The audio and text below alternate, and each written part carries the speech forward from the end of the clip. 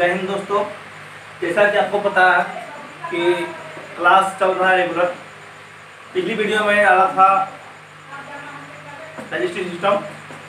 Digestive system के बाद मैंने बोला था मैं पढ़ाऊंगा आपको श्वसन तंत्र के बारे में, श्वसन के बारे में, पेड़ पौधों और जंतुओं में श्वसन, मतलब कि respiration in plants and animal.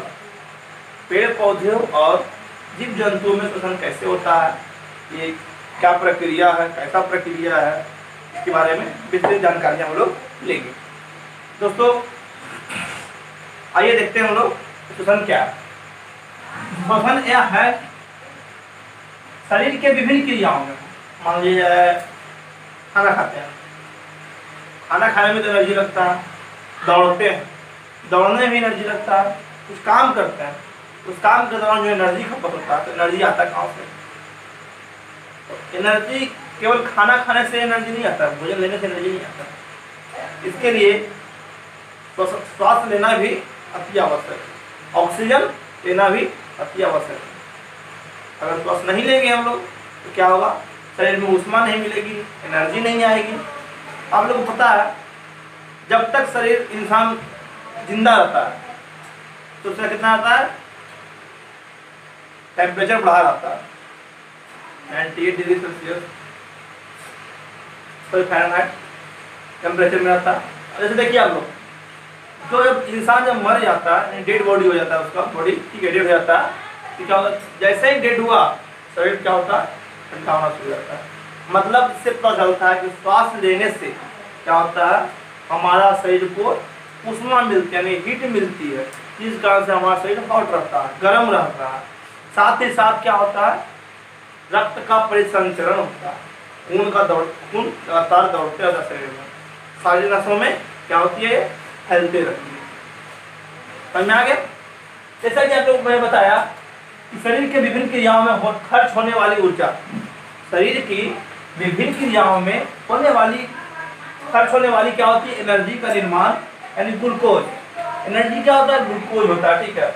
Glucose के ऑक्सीकरण से, ग्लूकोज जो खत्म जलता है, यूज होता है, तो क्या बनता है? एटीपी बनता है, यानी कि adenosine triphosphate. Adenosine triphosphate ATP का फुल फॉर्म होता है। तो वो भी बोला जाता है ग्लूकोज का ऑक्सीकरण से एटीपी क्या होता है? ऑक्सीकरण से एटीपी का रूप ले लेता है अथवा एनर्जी का रूप ले लेता है, ठीक है।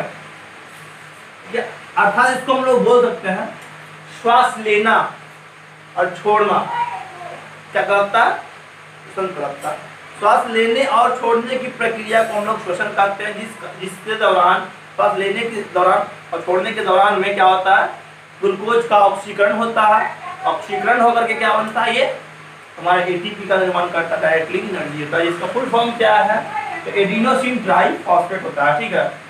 तथा शरीर के जिस हिस्से में, शरीर के जिस पार्ट्स में, ठीक है, श्वसन की क्रिया होती है, रिस्पिरेशन सिस्टम जो होता है, ठीक है, क्या होता है? रिस्पिरेटिंग सिस्टम का होता है। रिस्पिरेटिव सिस्टम यानी कि श्वसन तंत्र का होता है, ठीक है। जो रिस्पिरेशन जिस एरिया में होता है, जिस भाग में होता है, जिस पार्ट में होता है बॉडी, क्या कहलाता है? रिस्पिरेटिव सिस्टम कहलाता है, यानी कि श्वसन तंत्र कहलाता है। इसके दो भाग है। श्वसन क्या होते हैं? दो प्रकार से बांटा गया। पहला क्या है आपका? आंतरिक श्वसन या कोशिका श्वसन। आंतरिक श्वसन और कोशिका श्वसन क्या होता है? शरीर के बाहरी आवरण से नहीं लिया जाता, ठीक है, तो आंतरिक आवरण से लिया जाता है। दूसरा क्या हमारा है? बाह्य श्वसन, यानी कि बाहरी पार्ट्स के द्वारा इसका श्वसन किया जाएगा। जैसा कि पहले लेके चलते हैं हम लोग आंतरिक श्वसन, ठीक है। आंतरिक श्वसन क्या होता है? कोशिका के अंदर तो क्या करता है? कोशिका के अंदर जो ग्लूकोज होता है, ठीक है, ग्लूकोज का ऑक्सीकरण यानी कि केमिकल रिएक्शन करके, ठीक है, रासायनिक अभिक्रिया करके क्या करता है? ये ग्लूकोज को तोड़ देता है, ऑक्सीकृत कर देता है, यानी ऑक्सीकरण कर देता है, और क्या बना होता है? एटीपी बना होता है। क्या बना होता है? एटीपी बना होता है, यानी कि क्या बना होता है आपका? Adenosine triphosphate. एडिनोसिन ट्राइफॉस्फेट का रूप ले देता है, ये डायरेक्टली एनर्जी देता है हमारे बॉडी को, ठीक है। जैसा कि आपको बताया गया है, तो आंतरिक श्वसन या कोशिका श्वसन दोनों एक ही है। ये क्या होता है? कोशिका के अंदर ग्लूकोज का ऑक्सीकरण की रासायनिक अभिक्रिया करके एटीपी प्राप्त करता है, और ये ऑक्सीकरण मतलब ये श्वसन की क्रिया हो जाती है। ये श्वसन क्या होती है? दो प्रकार से होती है। कितने प्रकार से होती है? दो प्रकार से होती है। आइए देखते हैं हम लोग दोनों प्रकार। सेल रिस्पिरेशन यानी कोशिका शोषण। कोशिका शोषण के बताए थे हम दो भाग होते हैं, पहला क्या है अनऑक्सिक शोषण, दूसरा ऑक्सिक शोषण। ठीक है, सबसे पहले हम लोग देखेंगे अनऑक्सिक शोषण क्या है। अनऑक्सिक सिंपल पता चल रहा है कि ऑक्सीजन इसमें नहीं है, बिना ऑक्सीजन की जो प्रक्रिया हो क्या कहलाएगी अनऑक्सिक, यानी कि इसमें ऑक्सीजन नहीं हो क्या कहलाएगा अनऑक्सिक कहलाएगा।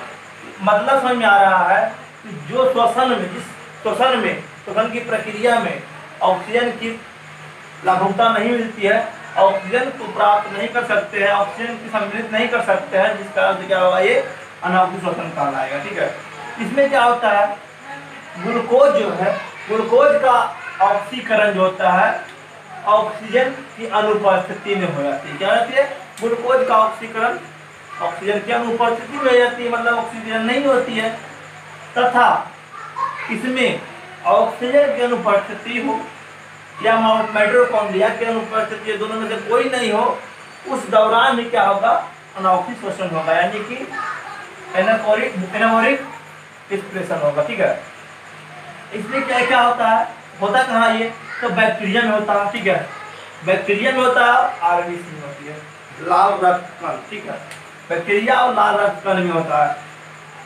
जो ये क्या करता है तो स्मॉल इंटेस्टाइन या छोटी आंत में उपस्थित एंटामीवा, ठीक है, या राउंड वॉर्म मतलब गोल कृमि, ठीक है, क्या करता है गोल कृमि में जाकर के ऑक्सीजन के एब्सेंटी में होता है। जब तक ऑक्सीजन यहाँ नहीं उपस्थित होता क्या होता है ये इसमें अनऑक्सिक शोषण कर होता है, मतलब क्या होता है ये पाचन कर सकते हैं, पाचन होता है ये। ठीक है, मतलब कि स्मॉल इंटेस्टाइन में तो ये क्या आता है तो स्मॉल इंटेस्टाइन में उपस्थित एंटामीमा और गोल कृमि की के अंदर, ठीक है, ऑक्सीजन की अनुपस्थिति में जो काम किया जाता है क्या कहलाता है ये अनऑक्सिक शोषण कहलाता है।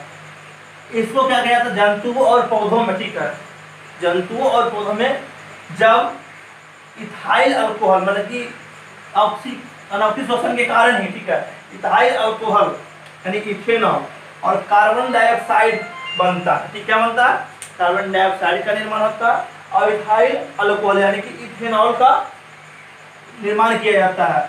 इसे हम क्या कहते हैं किण्वन या फिर अल्कोहलिक फॉर्मेशन। ठीक है, इसमें क्या होता है तो इथेनॉल बनता है, ग्लूकोज टूट कर क्या बनता है अल्कोहल बनता है और क्या होता है कार्बन डाइऑक्साइड का निर्माण करता है। तो देखिए आप लोग यहाँ पे दिखाया जा रहा है आपको, देखिए ये क्या C6H12O6, ठीक है, C6H12O6 किसका फॉर्मूला है केमिकल फॉर्मूला ग्लूकोज का। ठीक है, C6H12O6 ग्लूकोज का फॉर्मूला टूट कर क्या बनता है अल्कोहल बनता है। देखिए यहाँ हो गया क्या 2C2H5OH, 2C2H5OH क्या है अल्कोहल का फॉर्मूला है। यहाँ दो टूट कर क्या बना CO2 बना, कार्बन डाइऑक्साइड बना और प्लस में क्या बन गया 2ATP बन गया, जुड़ गया यानी कि एनर्जी डायरेक्टली मिल गया।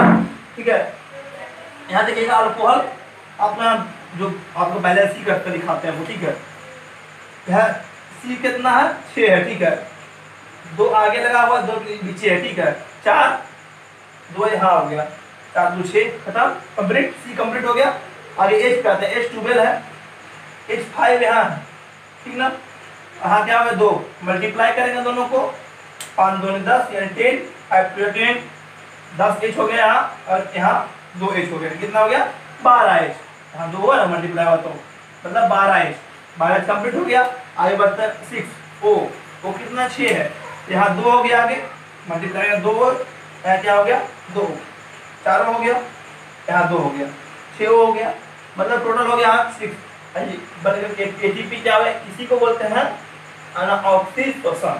मतलब इस प्रकार से ATP का निर्माण क्या कहता है अनऑक्सिक शोषण कहलाता है। ATP का फुल फॉर्म बताए थे हम एडिनोसिन ट्राइफॉस्फेट, एडिनोसिन ट्राइफॉस्फेट, इसको याद रखिएगा। ठीक है, आगे हो गया हमारा अनऑक्सिक शोषण। अब आगे बढ़ते हैं हम लोग ऑक्सिक शोषण के बारे में पढ़ते हैं। इसे देखिए आप लोग क्या अनऑक्सिक शोषण में क्या होता है तो ये CO2 बनता है, कार्बन डाइऑक्साइड बनता है और ये क्या होता है अल्कोहल बनता है। ठीक है, ऐसा बताया था अनऑक्सिक शोषण में इसी के कारण जंतु में क्या बनता है लैक्टिक एसिड बनता है। क्या बनता है लैक्टिक एसिड बनता है, ठीक ना, इसमें CO2 नहीं बनती है। क्या बनता है CO2 का निर्माण नहीं होता। जैसा कि आप लोग ये प्रदर्शन में दिख रहा होगा ये ग्लूकोज है C6H12O6 इसमें क्या कर दिया गया, तो CO2 नहीं बना, लैक्टिक एसिड बना है। इसमें जंतुओं में क्या हो गया, 2C3H6O3 2 ATP, मतलब ये क्या हो गया हमारा इतना लैक्टिक एसिड का फॉर्मूला हो गया। लैक्टिक एसिड बना, लेकिन इसमें क्या बना, CO2 नहीं बना, लेकिन उसमें क्या बना था, इसी में ही अनावश्यक शोषण में ही पेड़ पौधे में क्या होता, किण्वन हुआ था। पेड़ पौधे में क्या हुआ था, किण्वन हुआ था। जैसे कि आप लोगों ने देखा था, किण्वन वगैरह क्या बना था, आपका एल्कोहलिक फॉर्मेशन हुआ था और कार्बन डाइऑक्साइड का फॉर्मेशन हुआ था। तो इसमें क्या होता है, केवल लैक्टिक एसिड बनता। आइए देखते हैं हम लोग अवक्षय शोषण के बारे में। देखिए दोस्तों, हमने पढ़ा अवक्षय शोषण, अनावश्यक शोषण। अब आते हैं हम लोग अवक्षय शोषण में, ठीक है। अवक्षय शोषण को हम लोग अंग्रेजी में एरोबिक रिस्पिरेशन बोलते हैं, एरोबिक रिस्पिरेशन। इसमें क्या, उसमें क्या होता था, तो माइटोकॉन्ड्रिया की अनुपस्थिति होती थी, ऑब्सेंट होती थी, ऑक्सीजन की अनुपस्थिति होती थी। इसमें क्या होती है कि ग्लूकोज का ऑक्सीडेशन में, ठीक है, मतलब ग्लूकोज का ऑक्सीडेशन में, ठीक है, क्या करता है, ये पूरा तरीका से मदद करता है। कौन, ऑक्सीजन और माइटोकॉन्ड्रिया। माइटोकॉन्ड्रिया और ऑक्सीजन का सम्मिलित रूप से, यानी कि पूर्ण रूप से मदद को क्या बोलते हैं, मदद करके क्या बनाता है, ये CO2 का निर्माण करता है और ATP का निर्माण करता है ऑक्सीडेशन करके। इसमें क्या बोलते हैं, अवक्षय शोषण बोलते हैं।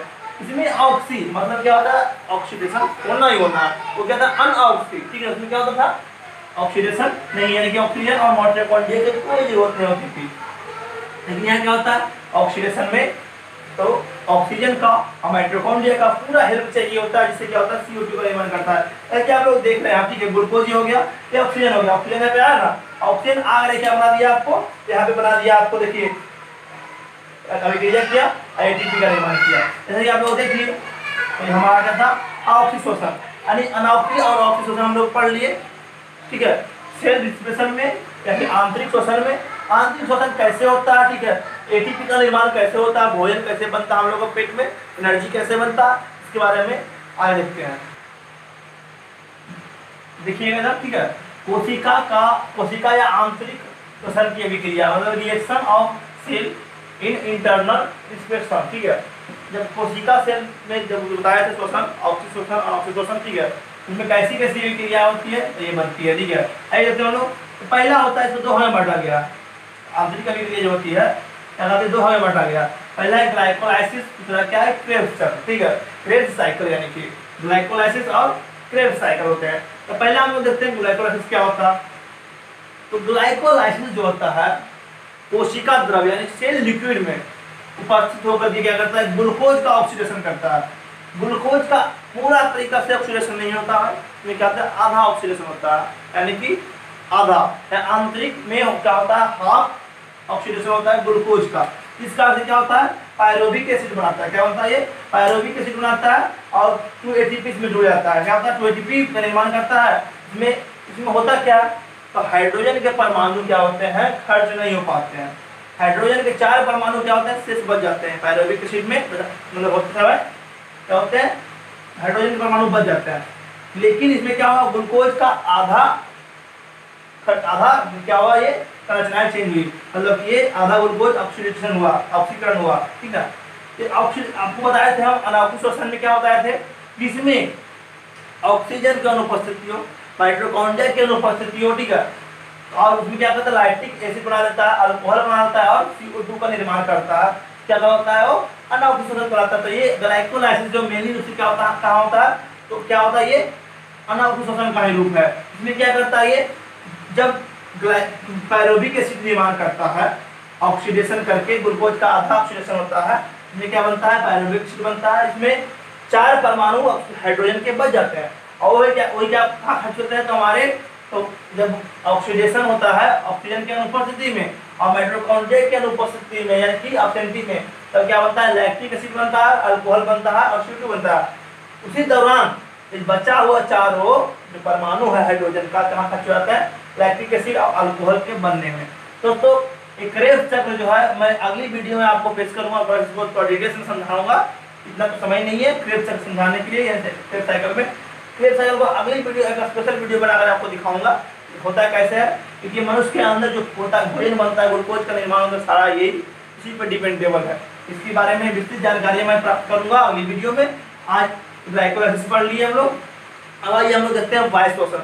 वायु शोषण कहाँ होता है, किसमें होता है, कैसे होता है। दोस्तों देखिएगा, ये वायु शोषण, बाह्य श्वसन यानी कि एक्सटर्नल रिस्पिरेशन।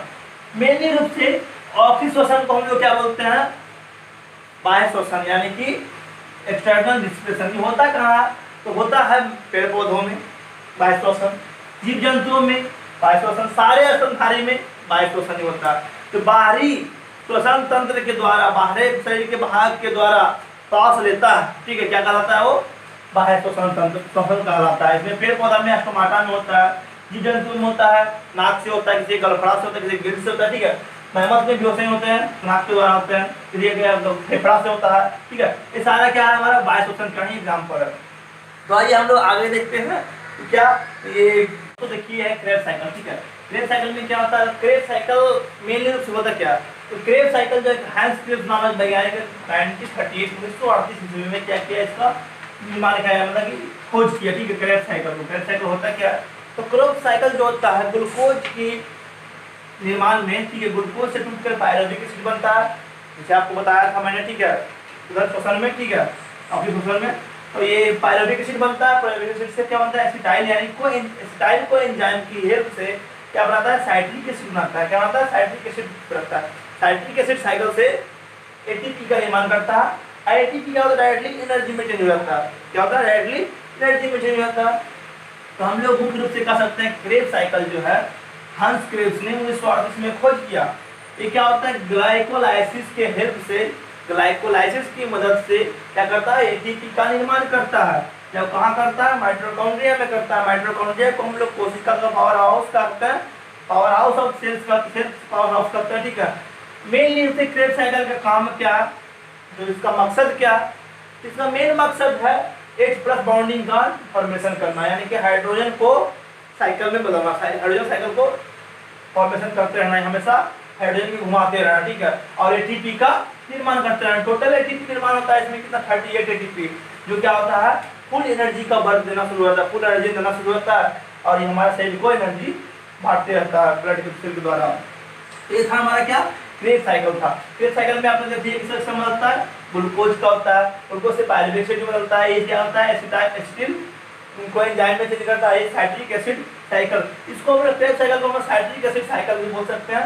इसमें क्या होता है, एनर्जी बनता है, एटीपी बनता है, और ये हाइड्रोजन को रिलीज करता है। साथ ही साथ क्या करता है ये, तो ये हमारा कार्बन डाइऑक्साइड यानी CO2 का फॉर्मेशन भी करता है, CO2 का रिलीज करता है, और ये ऑक्सीजन को ऑक्सीडेशन करता है। CO2 को रिलीज करके बाहर निकाल देता है कार्बन डाइऑक्साइड को, और क्या करता है, ऑक्सीजन के साथ साथ माइटोकॉन्ड्रिया में क्या करता है, ऑक्सीडेशन कर लेता है। इस कारण से हमारा ग्लूकोज बनता है। ग्लूकोज बनकर क्या बनता है, ये साइट्रिक एसिड साइकिल बनता है, और एटीपी बन जाता है, लास्ट में एनर्जी मिल जाता है। ये था हमारा क्या, क्रेब्स साइकिल था। तो आप लोगों ने हमें पढ़ लिया क्रेब्स साइकिल और ग्लाइकोलाइसिस पढ़ लिया। तो कोशिका के अंदर अभी क्रियाएं होती है, बाह्य श्वसन में मैंने पढ़ा दिया आप लोग को। तो जैसा कि आप लोग देखा, श्वसन समाप्त हो गया, ठीक है, रिस्पिरेटिंग समाप्त हो गया, रिस्पिरेशन समाप्त हो गया। क्या आप लोगों को पढ़ना है आगे, तो रिस्पिरेटिव सिस्टम पढ़ना है, श्वसन तंत्र पढ़ना है, कहाँ कहाँ श्वसन होता है, किस किस मैमल्स में होता है, किस किस जंतुओं में होता है, कैसे कैसे होता है, कौन सा पार्ट्स के द्वारा इसका होता है। अगली वीडियो में मैं इसको पढ़ूंगा। दोस्तों आज हम लोगों ने इतना पढ़ लिया, ठीक है। अब देखेंगे आगे अगली वीडियो में श्वसन तंत्र के बारे में, यानी रेस्पिरेटरी सिस्टम के बारे में। तो आप लोग लाइक करना ना भूले, शेयर करना ना भूले, कमेंट जरूर करें। कमेंट सेक्शन में जाकर के हमारा जो कुछ छूटा हुआ हो इसके बारे में बताएं, या कुछ प्रॉब्लम आए तो उसके बारे में हमारे से शेयर करें। साथ साथ जिन्होंने अभी तक हमारा चैनल को सब्सक्राइब नहीं किया हो, सब्सक्राइब जरूर कर ले। जय हिंद।